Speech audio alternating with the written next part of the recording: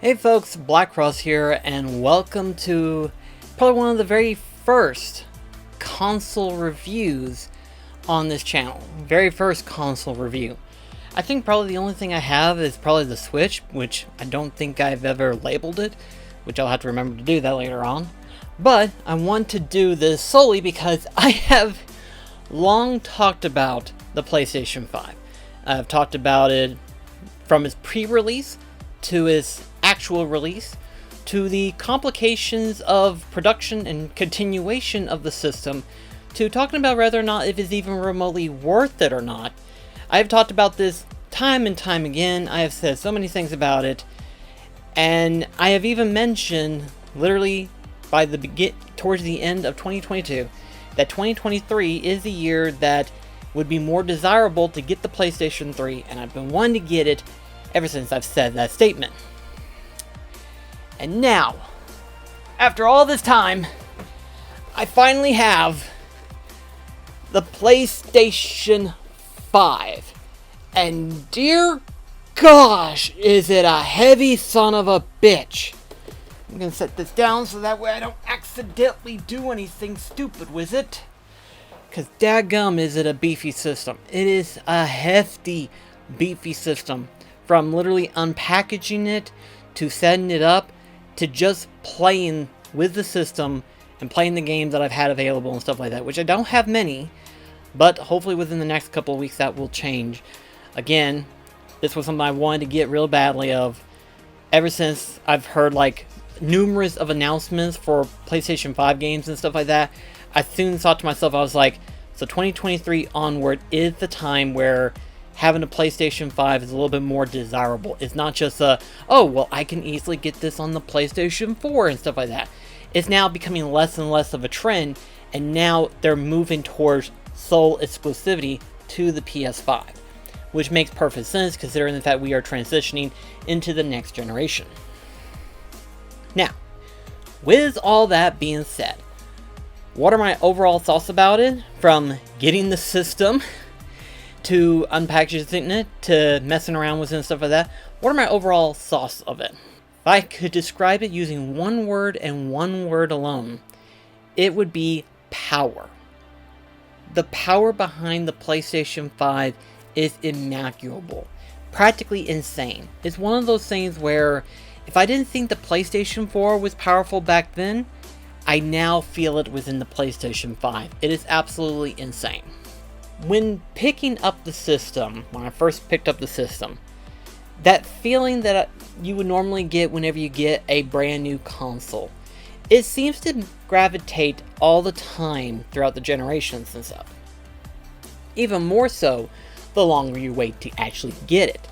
And I waited 2 whole years, over 2 years technically when you think about it, 2 whole years to get the PlayStation 5. And the first reason was, of course, it was new. As soon as a new console comes out, the ideal of getting the console on release day is virtually impossible. And the time that it was released was like right around October, November, December of that year. It was like, yeah, forget it. There ain't no way that's going to happen. The second criteria. When COVID happened, that made a lot of restrictions, including production of the PlayStation 5.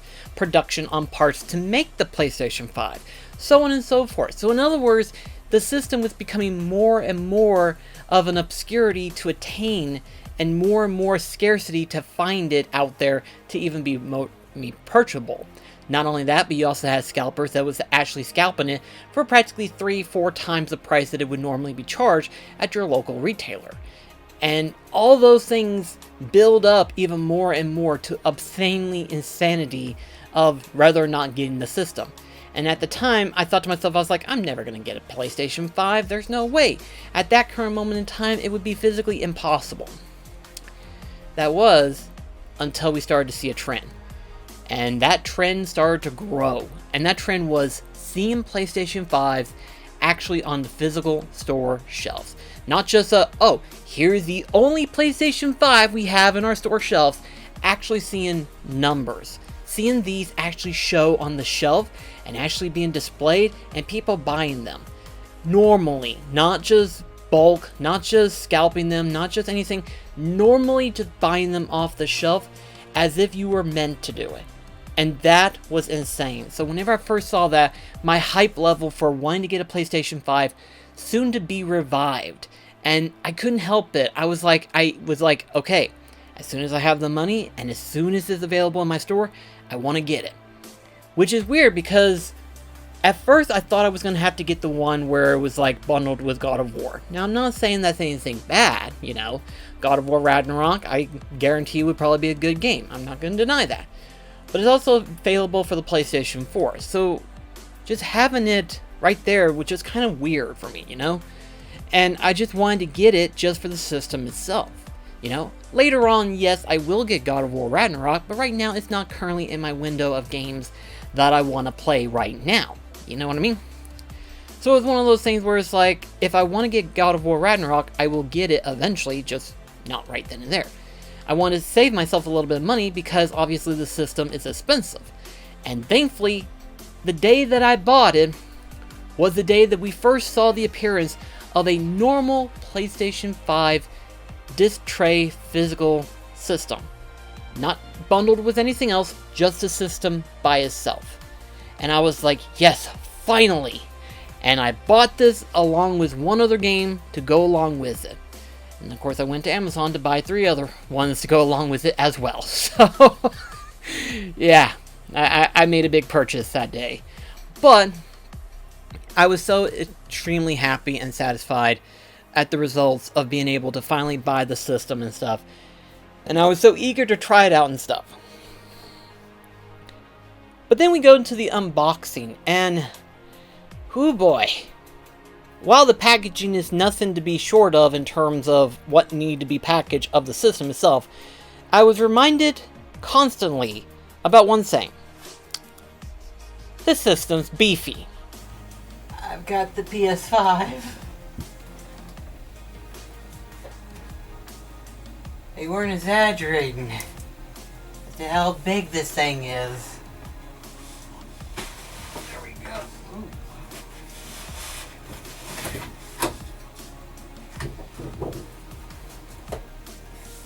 Gosh, man. Okay, here are the plugins.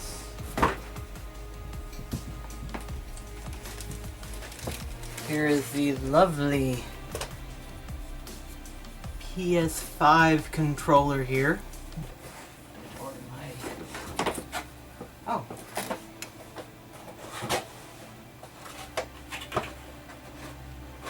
Uh-huh.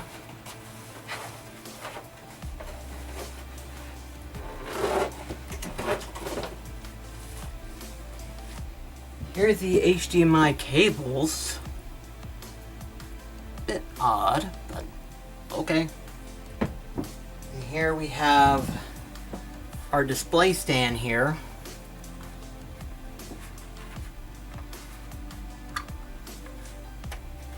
Oh, okay, yeah, this rotates. Yeah. Obviously, they have this thing fixed up to where, you know, you can either have it set on his side or set it standing up. May have to set it standing up for the time being because I really have no other space for this thing.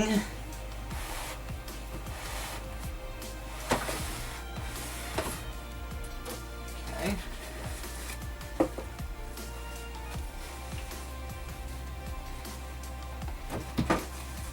Oh man.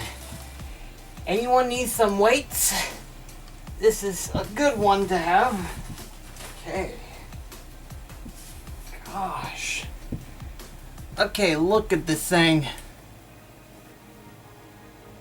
How in the hell? Okay, so I'm gonna assume if you were to lay it down, it would look like this. I'm hoping I'm correct. I'll have to read on it later on. Because you see the PlayStation symbols right there. So obviously, if you laid it down, it would look like this. But I'm going to stand it up like this for the time being. Because really, where in the hell am I going to put this at? Just after purchasing this, I now realize, where the heck am I gonna put this at? My gosh. The more I kept thinking about it, the more I thought to myself, dadgum, if this system isn't the heaviest system I've ever had to lift. You know? I mean, yes, the Xbox, Xbox 360, PlayStation 3, with probably some of the more heavier systems, but this is literally the same weight, I feel like, as my PC. And my PC is bigger than the PlayStation 5, but just for gaming purposes only, this thing is heavy. I don't know what the actual weight is of the PlayStation 5, but if I had to take a wild guess just by holding it, it's probably roughly 25 pounds. I may be off on that by a few pounds, but I'm pretty sure I'm close on par with it. So I'm going to go ahead and just show you the scale of the PlayStation family. So, first off, you got the PlayStation 1 here. The PlayStation 2 is slightly longer.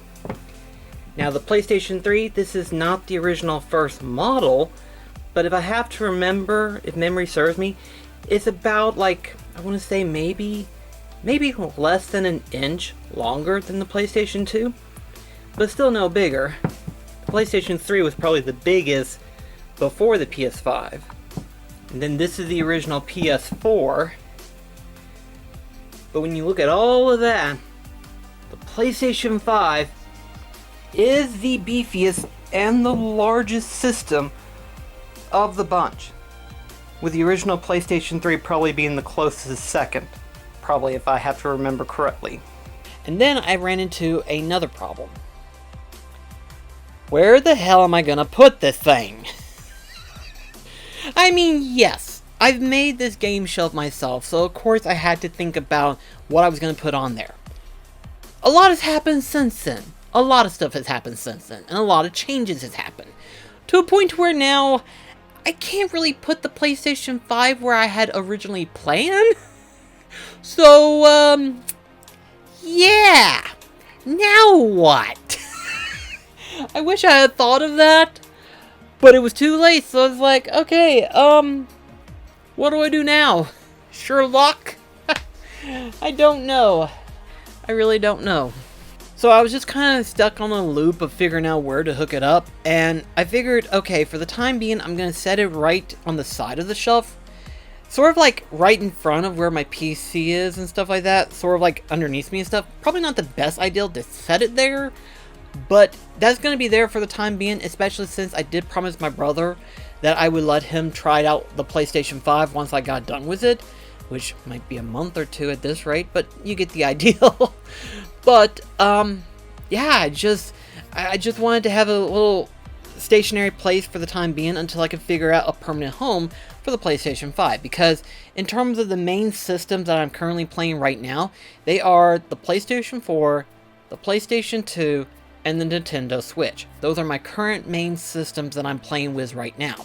The PlayStation 5, yes, it's a brand new system. Yes, there's games that's going to be coming out with it and stuff like that.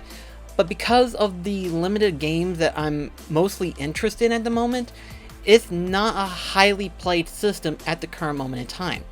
But based on the lineup of games that are going to be available for the PlayStation 5 exclusively, it definitely adds up for the value that the PlayStation 5 is going to hold for me personally. You know, again, I've only got, in terms of games that I have /purchased /ordered, they are Ratchet & Clank Rift Apart, technically the Demon's Souls remake, but they didn't have it available in their store, so I had to order it online, which is probably a good thing I did, because I practically got it at half price technically. Then, two other games also half price as well, and they are Soulchist, I hope I got that right, and then Steel something or other, I forgot, both of which, if I'm not mistaken, are technically Souls-like games. You see a trend right there, right? So, anyway, so total of 4 PlayStation 5 games. Technically 5 if you count Astro Boy, which is technically pre-installed into the system anyway, as soon as you boot it up. So in other words, it's a free game.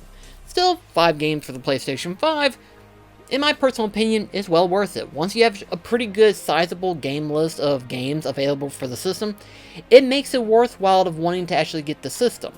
And so I technically do, and it technically later on this year, in June, we'll begin Final Fantasy 16. So technically 6 later on. And probably even more so as we continue on to 2023 and moving on to 2024. So it makes perfect sense for the system to be even more desirable. But for right now, it's kind of going to be like in its own little area until I can figure out a permanent place to set it in. Now, with that being said, we can finally talk about the inside specs of it. We've been talking about a lot about the outside specs, which, again, is big, is heavy, is hefty, is ridiculous. But what about the inside?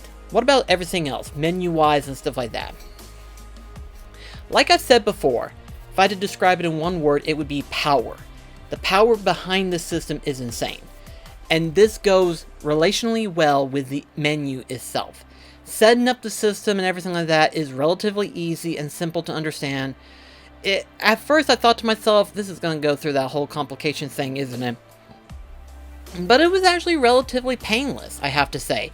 I don't do the whole cloud thing, I don't do the whole stuff and everything like that, but it was actually easy to navigate through it all and stuff like that, so I felt like it's a lot more user-friendly in that term of setting up the system and stuff.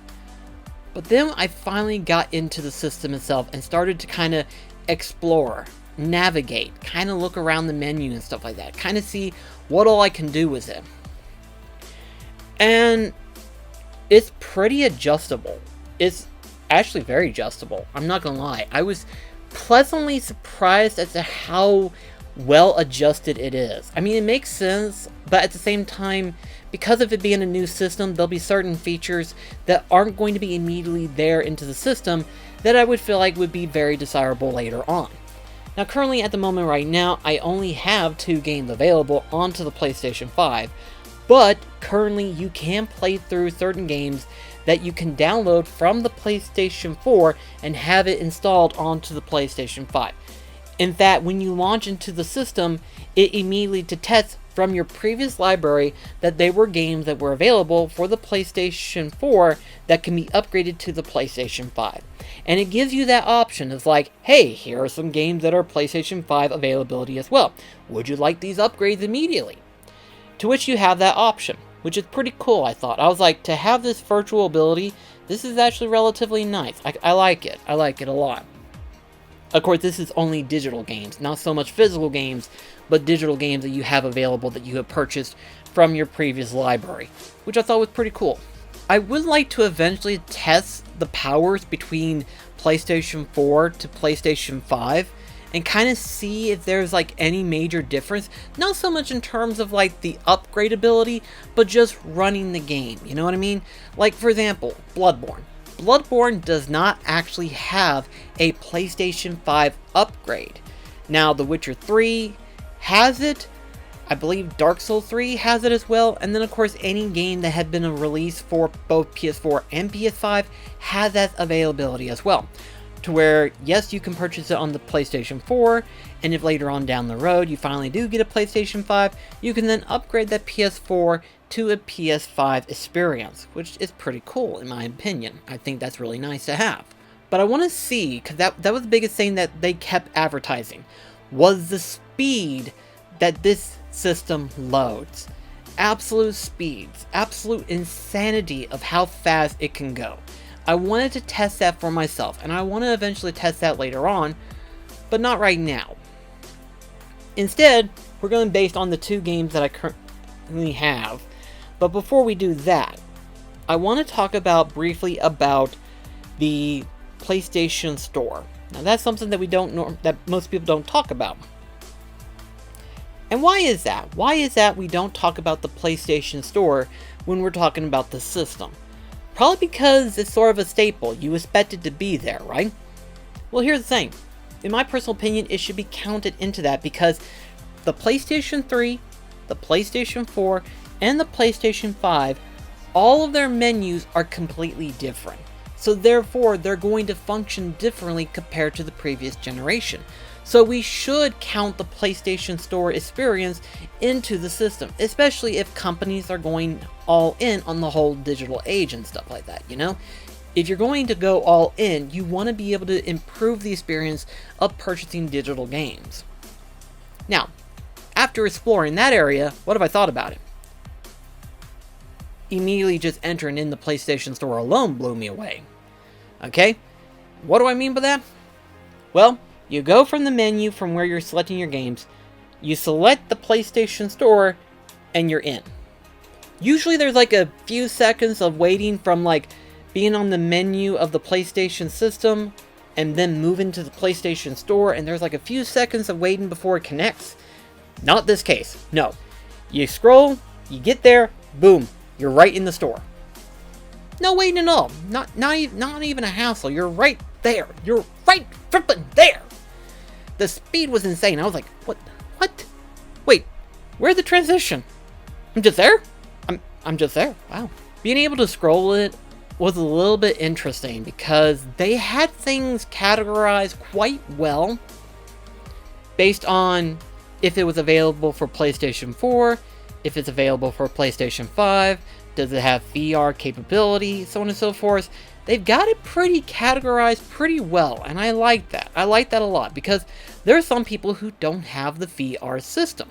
So therefore, they can't play those games. So why have everything categorized into one area when you could just have a subcategory of certain things of what you need?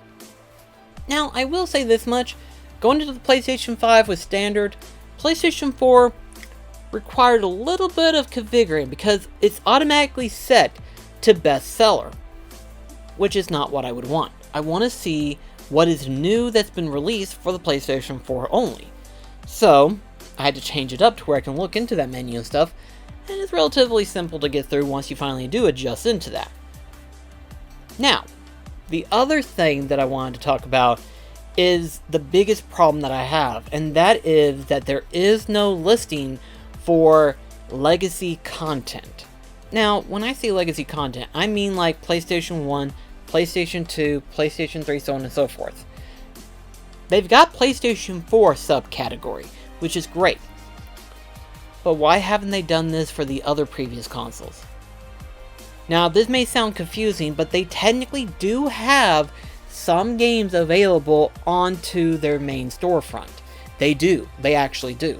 Whether it's a form of remaster or a re-release of some kind, maybe as a remake, redubbed. They need to have that subcategory to where people who are interested in looking into the legacy content of previous generations, they need to have that there. They have to have that there. And the problem is that they don't have it in their storefront. You actually have to type that in and look it up yourself. I wouldn't doubt in my mind if there isn't a website already available that's categorizing all the games that are available onto the PlayStation Store that were released in previous generations. I would not doubt in my mind if someone's already done that categorizing. And I wish they would do that. I wish they would. I don't know why Sony wouldn't do that, but they haven't. The only way they've done this is through their technical PlayStation Plus subscription thing, which I currently am not subscribed to at the moment right now. They do have a category of classic collections and stuff. And I wish that was remotely available because some of it is downloadable. You can purchase it, you can download them, so on and so forth. But they don't have a category for that. They did for the PlayStation 4, and then they removed it. The games are still there, you can find them, you just gotta search them the hard way. But there isn't a subcategory for that. And that, to me, is annoying. That is the only criteria complaint that I actually have, which some people probably glance over and wouldn't think much of it, but to me, it's kind of a slap in the face, you know what I mean? It's like, why would you want that? And it's like, because, look at me. Do you think I'm just solely towards future consoles? No, I go back to playing other games as well. Why do you think I'm a big fan of the Kingdom Hearts series? Anyway, so to kind of dodge through that. My biggest thing that I saw, and it's been the one thing that made me the most happiest, was the wishlist option. I've talked about wanting to see this in future consoles for the PlayStation 5, and I wanted to see it so badly, and then whenever I saw it, people was like, tweeting about it and stuff like that, showing off their stuff and everything. The biggest thing that I saw was that wishlist option. And I kept telling everybody, my biggest thing is that right there. Because that is not available for the PlayStation 4, and that certainly isn't available for the PlayStation 3. If you're going to do an online game store, you need to have that option. Why? Because people are going to be more enticed to shop online and purchase digital goods. Because they're always going to go through their wish list, they're going to see what's on sale, and they're going to constantly look to see what went down in prices. If you're going to do stuff like this, you need to have that option available. And the cool thing is, it does exactly the way I hoped it would. You put it on the wish list, you can look in your wish list category, and you can see if they are on sale or not. That is what I wanted. And that right there gets a seal of approval for me right there, with the fact that that feature alone brings it up even more so. Not seeing a classic collection, it's a little bit disappointing. Having a wishlist option, you got me. You got me right there. So, it's one of those things where for every down, there's an up. So with that feature alone, it definitely helps out majorly. It balances itself out. Now, we can finally talk about the games. Specifically looking towards Astro Boy and Ratchet Clank Rift Apart. And I'm going to be relatively brief about this because I'm going to do like other reviews with these games and stuff like that. So I'm just going to be very brief about them, but give you my overall first impressions of these games.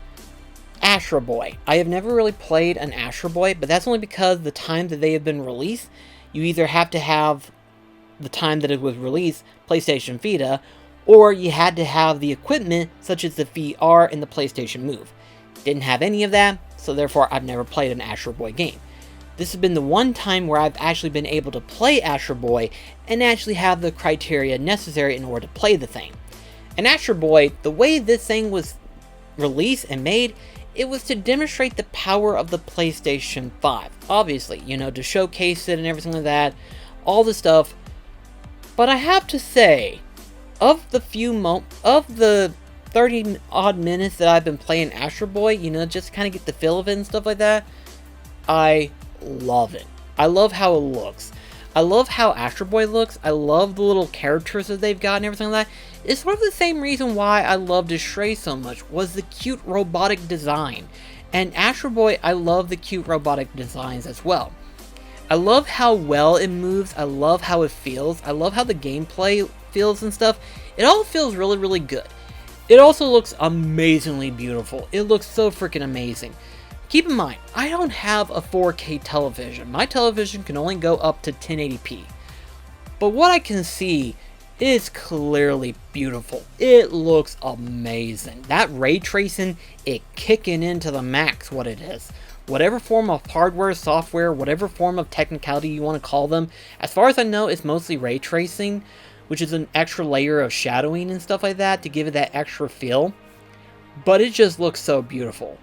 My only problem, and I'm going to talk about it later on, is the vibration controls on Astro Boy.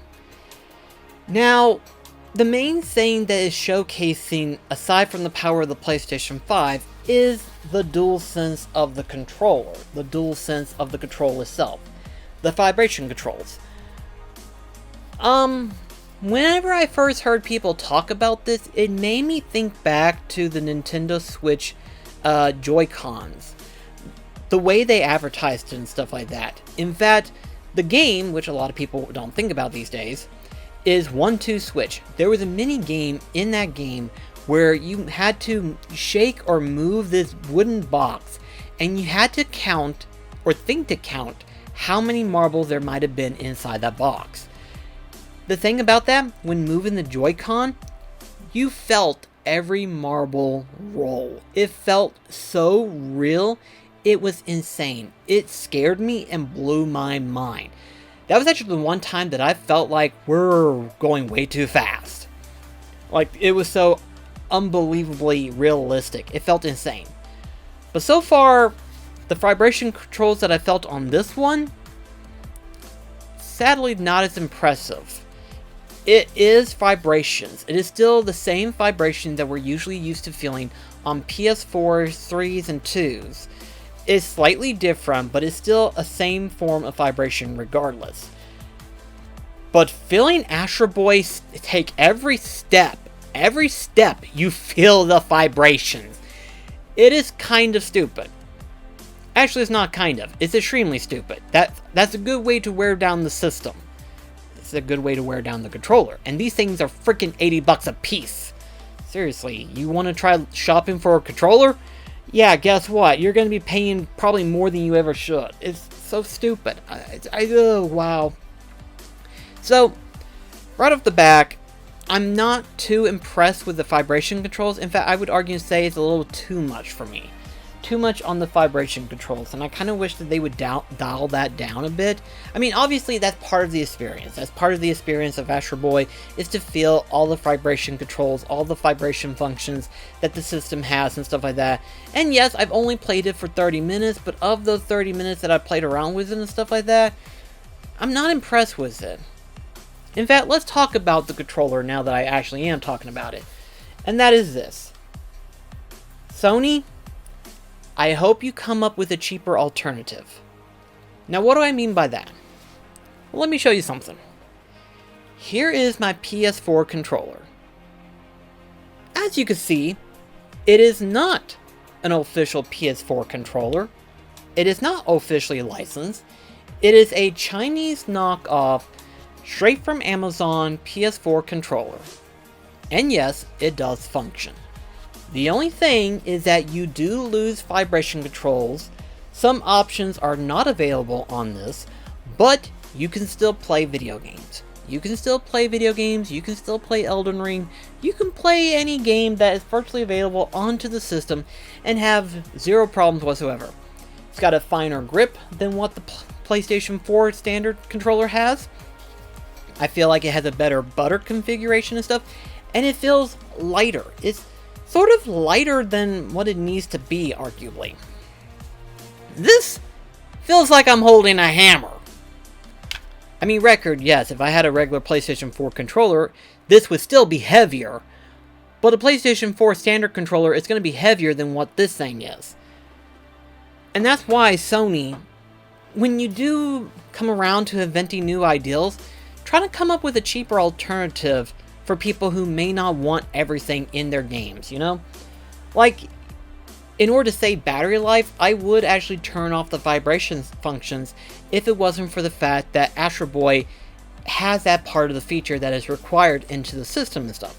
But I would shut off the vibration controls, that way I can save on battery life. Especially since I found that out whenever one of my PlayStation 4s was dying before I switched to that one.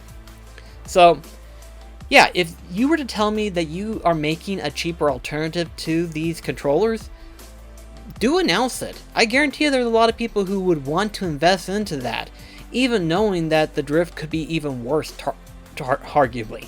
Which there has been record that there has been drift problems with these controllers so far. From what people have been talking, there is a drift problem. Which I never really experienced it in the Switch anyway. That's probably because I don't play the Switch for like hours on end. And I doubt I'll have that same problem with the PlayStation 5 until later on. But that's beside the point. The point is that currently right now we are in an age where drift issues is a big factor. And it's one that does need to be researched into and stuff. Let's now finally talk about the other game that I had purchased, and that is the Ratchet and Clank Rift Apart game. I'll probably mention it again in my review of this game, but I'm going to go ahead and say it right now. Every single time we have a new generation of console now, there will always be a new Ratchet and Clank. From Ratchet and Clank Tools of Destructions to the Ratchet and Clank reboot, and then this. We have always seen a Ratchet and Clank game. And minus the later games that came out after Tools of Destruction, each one kept looking better and better and better. Kept looking more and more amazing. More and more details, more and more visual effects, and even more and more unique abilities that are added on into the game itself. And from what I played just from 30 minutes, again 30 minutes or so of Rift Apart, I was blown away so far. I was like, this is awesome. Right off the back, as soon as you start the game, it gives you advanced options to experience in. You can experience it in 60 frames per second. You can experience it into the max. You can experience it in 30 frames per second. Whatever form you feel comfortable to, they give you that freedom of option right then and there. Which I think is probably a good thing, because some people may not be able to experience the full effect, you know? Or some people can't handle it. I love the fact that they give those options there in case you don't feel comfortable about that. I do love that. This really feels like the next generation of Ratchet and Clank. This feels like the next generation of Ratchet and Clank. Unbelievable. It feels so good. I can't wait to fully dive into the game and finally get a real feel of how it feels like and stuff, because I can honestly say this feels amazing. This feels awesome. I absolutely love it. So just from the first few moments that I've been playing around with the PlayStation 5 and stuff like that, and everything, just exploring around, messing with it, and just kind of getting a feel for the system and stuff like that, how do I feel about the system? It's definitely worth the money. It is definitely worth the money. Just the power behind the system, seeing it perform the way it performs, is absolutely insane. I honestly am surprised as to how well this system has performed. You know, and the weird thing is too, is that the biggest feature that they show is being able to switch between two games. I doubt I'll use this feature, but when I found out that was a feature, I thought to myself, that requires quite a hefty amount of power just to pull this off. And yes, you do go through the menu screen first before you actually resume the game and stuff, but that's nothing compared to what you normally would have had to have done. You had to close the game first, then launch the game, then go through a few seconds of waiting until it finally loads up, and then starts up. This one, yes, you still go through that, but no time is taken. It's almost instant. Like, it's absolutely insane. Like, what I'm showing you right now, there's no editing. It's just bam. You're kind of almost there. And I was just impressed. I was like, wow, this is freaking amazing. This is awesome. Just to be able to know that there's like no loading whatsoever, I'm just blown away. Ever since the PlayStation 3, we have always seen loading screens being an issue. PlayStation 2 had loading screens, but they wasn't like a major issue until the PlayStation 3, I feel like. I feel like the PlayStation 3 was like that dawn of loading screens. And then the PlayStation 4 added on to that problem of even more loading screen. Even to a point where they actually had to do like different animations or info screens and stuff like that. Just so that way they can say, hey, here's something interesting while you're waiting to resume the game. And stuff like that. And it's like, really guys, do we really have to do something like this? Try to improve that. We've reached an age to where now, graphically, we don't need to improve anything. It's now all artistic wise, you know? People don't have to make it the most realistic they have to be. It can just be cartoony, it can be rubbery, it can be whatever it wants to be. It can just be all that, you know? We have that freedom now of graphically, we can do whatever the frick we want, you know? And that's cool. That's cool that in this day and age, graphically, we can do whatever we want. But performance has to be now the #1 criteria to running the game. If it performs poorly, it's either the default of the programmers who made the game or the people designing the system itself. There has to be a problem between one or the two. But the PlayStation 5, I feel like, actually matches that power, and I don't think we're going to have any problems going forward. Or if we do, we have some major problems that we need to talk about, you know? We have some major problems if somehow a game can't run on this powerful system. After playing it for just a few moments, I'm like, daggum.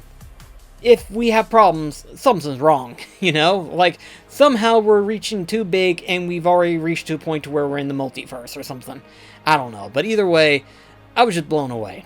So, but yeah, I just wanted to kind of give you my overall thoughts and opinions, my overall experiences that I've had so far with the PlayStation 5. I'm going to be playing it more throughout the week, but it's one of those things where after playing it for a couple of hours, I was like, I can done tell that it feels good. It just feels good.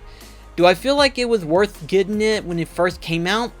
No, because then I wouldn't have that many games that I would have gotten to enjoy right off the bat. Because again, some of the systems some of the games were available onto the PlayStation 4, but also too was available for the PlayStation 5. So I wouldn't really get that sole exclusive feel, you know what I mean?